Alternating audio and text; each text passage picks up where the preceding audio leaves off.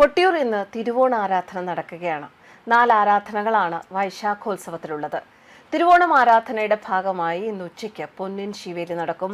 ആരാധനാ സദ്യയുമുണ്ടാകും. സന്ധ്യയ്ക്കാണ് ആരാധനാ പൂജ. ഞായറാഴ്ച ഇളനീർ വെപ്പും തിങ്കളാഴ്ച ഇളനീരാട്ടവും അഷ്ടമി ആരാധനയും.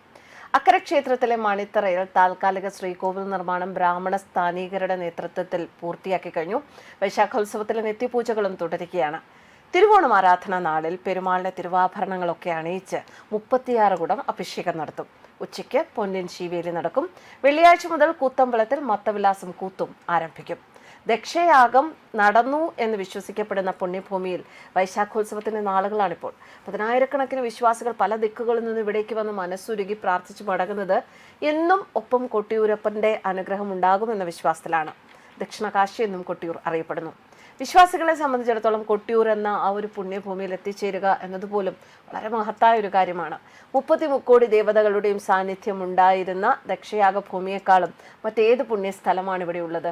കൊട്ടിയൂരപ്പനായി ആരാധിക്കുന്ന ശിവൻ തന്റെ അടുത്തെത്തുന്നവരെ മനം നിറഞ്ഞ് അനുഗ്രഹിക്കുന്ന ദിവസങ്ങളാണ് കൊട്ടിയൂർ വൈശാഖോത്സവത്തിന്റെ 28 ദിവസങ്ങൾ. തിരുവോണം ആരാധനയ്ക്കായി കോട്ടയം കോവിലകത്ത് നിന്ന് എഴുന്നള്ളിച്ചെത്തിക്കുന്ന അഭിഷേക സാധനങ്ങളും കറോത്ത് നായർ തറവാട്ടിൽ നിന്നും എത്തിക്കുന്ന പഞ്ചഗവ്യവും തേടൻ വാര്യർ സ്വീകരിച്ച് അക്കരെ ക്ഷേത്രത്തിലെത്തിക്കും. ഉഷപൂജയ്ക്ക് ശേഷമാണ് ആരാധനാ പൂജ നടക്കുക. തുടർന്ന് നിവേദ്യ പൂജ കഴിഞ്ഞ് ശിവേലിക്ക് സമയം അറിയിച്ച് ശിവേലിക്ക് വിളിക്കുന്നതോടെ എഴുന്നള്ളത്തിന് തുടക്കമാകും. തിരുവോണ ആരാധന ദിവസം പൊന്നിൻ ശിവേലിയും ഉച്ചയ്ക്ക് ആരാധനാ സദ്യയും നടക്കുമെന്ന് പറഞ്ഞല്ലോ. തിരുവോണം മുതലാണ് ശിവേലിക്ക് വിശേഷ വാദ്യങ്ങൾ ആരംഭിക്കുക. കരിമ്പന ഗോപുരത്തിൽ നിന്നും എഴുന്നള്ളിച്ചെത്തിച്ച ഭണ്ഡാരങ്ങൾ ശിവേലിക്ക് അകമ്പടിയായി ഉണ്ടാകും. ഉത്സവ ദിവസങ്ങളിൽ അക്കരെ കൊട്ടിയൂരിൽ നടന്നു വരാനുള്ള മത്തവിലാസം കൂത്ത് ഇന്നു മുതലാണ് പൂർണ്ണ രൂപത്തിൽ ആരംഭിക്കുക. പാഠകവും തിരുവോണം നാളായ ഇന്നു മുതൽ ആരംഭിക്കും. സന്ധ്യയ്ക്ക് പാലാമൃത അഭിഷേകവും നടത്തും. വൈശാഖ മഹോത്സവത്തിലെ പ്രധാന ചടങ്ങുകളിലൊന്ന് ഇളനീർ വെപ്പ് ഞായറാഴ്ചയാണ്.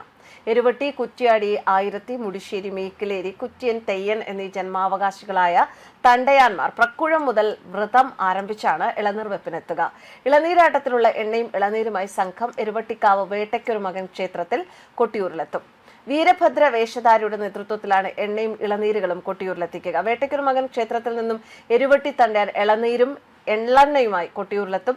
രാത്രി കാര്യത്ത് കൈക്കോളം തിരുവഞ്ചിറയിലെ കിഴക്കേ നടയിൽ തട്ടും പോളയും വിരിച്ച് കുടിപ്പതി കാരണവർ വെള്ളിക്കാരം വെച്ച് രാശി വിളിച്ചു കഴിഞ്ഞാൽ ഇളനീർ വെപ്പ് ആരംഭിക്കും. വക്കന്റെ കുഴലൂത്തിന്റെയും 300-ന്റെ വാദ്യത്തിന്റെയും അകമ്പടിയോടെ വീരഭദ്രവേഷത്തിൽ 500 കിഴക്കേ നടയിലേക്ക് എഴുന്നള്ളി ഒറ്റക്കാലിൽ നിലയുറപ്പിക്കും. രാശി വിളിക്കുന്നതുവരെ ഇളനീർ വ്രതക്കാർ മന്ദംചേരിയിലെ ബാവലിക്കരയിൽ മുഹൂർത്തം കാത്തിരിക്കും.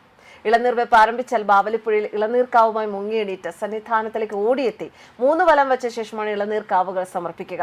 തുടർന്ന് വീരഭദ്രനെ വണങ്ങി ഭണ്ഡാരം പെരുക്കി തിരിച്ചുപോരും.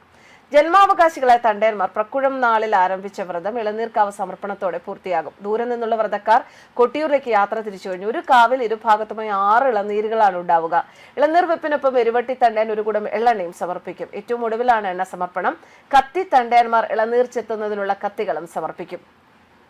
തിരുവഞ്ചിറയിൽ കിഴക്കേ നടയിലെ നിർദ്ദിഷ്ട സ്ഥാനത്താണ് ഇളനീർക്കാവുകൾ സമർപ്പിക്കുന്നത്. ഏകദേശം സന്ധ്യാസമയത്തോടുകൂടി തന്നെ ഇളനീർക്കാവുകളുമായി ഭക്തന്മാർ കിഴക്കേ നടയുടെ ഇരുഭാഗങ്ങളുമായി മുഹൂർത്ത സമയം കാത്ത നിലയുറപ്പിക്കും. തിരുവത്താഴ പൂജയും ശ്രീഭൂതബലിയും കഴിയുന്നതോടെ ഇളനീർ വെപ്പിനുള്ള മുഹൂർത്തമാകും. മുഹൂർത്ത രാശി വിളിച്ചറിയിക്കുന്ന ഉടൻ തന്നെ കാര്യത്ത് കൈക്കോളൻ തിരുവഞ്ചിറയിൽ കിഴക്കേ നടയിൽ നിശ്ചിത സ്ഥാനത്ത് തട്ടും പോളയും വെക്കുന്ന അതേ സമയത്ത് തന്നെ ഇളനീർ ഭക്തന്മാർ ഇളനീർ സമർപ്പണം നടത്തും. 10,000-കണക്കിന് ഇളനീർക്കാവുകളുടെ ഒരു കൂട്ടം തന്നെ തിരുവഞ്ചിറയിൽ രൂപപ്പെടുന്നതായി കണ്ടുവരുന്നു. എണ്ണയും ഇളനീരും വെക്കുന്നതോടുകൂടി ഈ മഹൽ കർമ്മം പര്യവസാനിക്കുകയായി. ന്യൂസ് ഡെസ്ക് കർമ്മ.